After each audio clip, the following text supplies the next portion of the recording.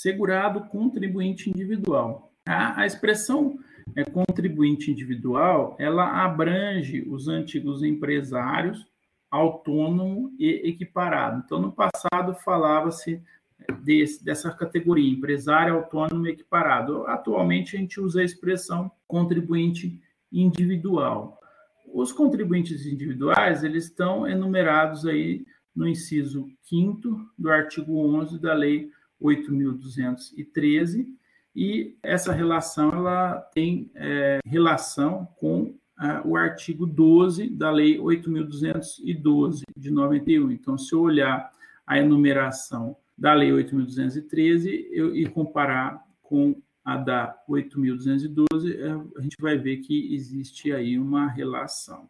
São segurados obrigatórios, então, o contribuinte individual, e aí a gente vai ver as alíneas todas que prevêem as categorias. Então, a primeira é a linha A, que vai falar que é segurado contribuinte individual, a pessoa física, proprietária ou não, que explora atividade agropecuária a qualquer título, em caráter permanente ou temporário, em área superior a 4 módulos fiscais, ou quando em área igual ou inferior a 4 módulos fiscais, ou atividade pesqueira, com auxílio de empregados ou por intermédio de preposto, ou ainda nas hipóteses dos parágrafos 9º e 10º desse artigo.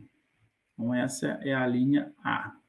Depois nós temos a linha B, que vai falar da pessoa física, proprietária ou não, que explora atividade de extração mineral, garimpo, em caráter permanente ou temporário, diretamente ou por intermédio de prepostos, com ou sem auxílio de empregados, utilizados a qualquer título, ainda que de forma não contínua. Então, vejam que o garimpeiro, ele vai ser incluído como, por essa linha B, ele vai ser incluído como contribuinte individual. Seguindo, nós temos a linha C, que vai falar do ministro de confissão religiosa e o membro de instituto de vida consagrada, de congregação ou de ordem religiosa. Então, esses religiosos são também contribuintes individuais. A linha D foi revogada.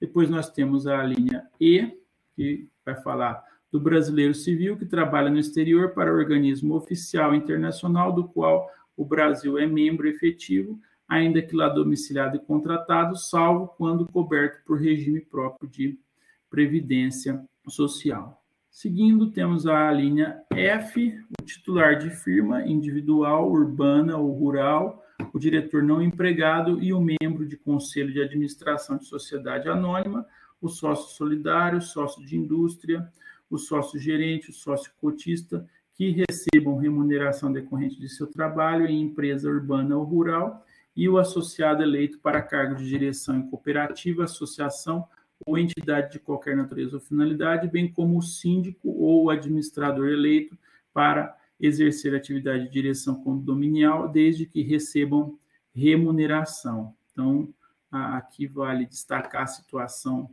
do síndico ou da pessoa aí eleita para administrador de um condomínio edilício.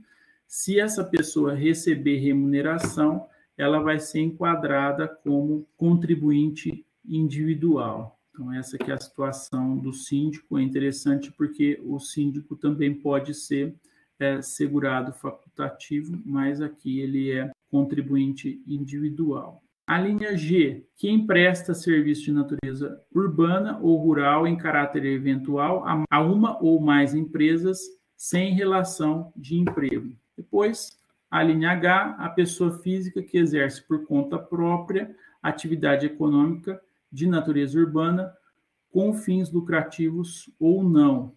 E aqui o exemplo é aquela pessoa que vai exercer por conta própria, pelo seu risco próprio, uma pequena atividade comercial, e aí a gente pode pensar em via pública ou de porta em porta, né? O comerciante ambulante, ele se enquadra nessa situação. Outras situações que a gente pode ainda pensar são a do médico residente, O médico residente ele vai ser tratado pela Lei 6.932 de 81, ele é considerado contribuinte individual. O membro do Conselho Tutelar, o Conselho Tutelar aí tratado pelo artigo 132 da Lei 8.069, se ele for remunerado, ele também será considerado contribuinte individual. Então, membro de Conselho Tutelar, se remunerado, é contribuinte individual. O notário ou tabelião e o oficial de registros ou registrador,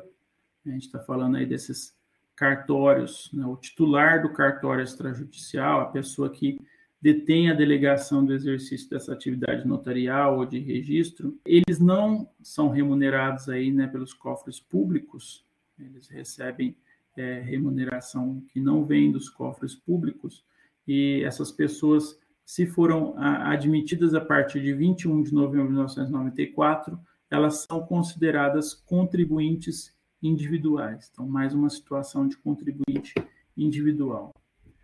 Outra é aquela dos juízes nomeados para o TSE e os TRS.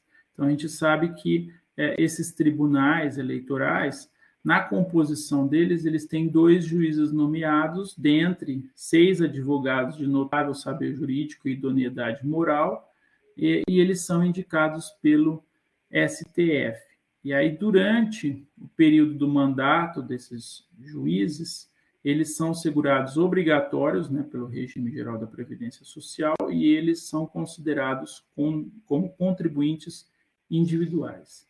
Por fim, que vale ainda a gente mencionar, é a situação do microempreendedor individual, a MEI, né, tratada pelos artigos 18A e 18C da Lei Complementar 123 de 2006. Então, é a situação daquele que opta pelo recolhimento de impostos e contribuições abrangidos pelo Simples Nacional e em valores fixos mensais, e essa pessoa, então, ela vai entrar também na categoria de contribuinte individual. Segurado trabalhador avulso.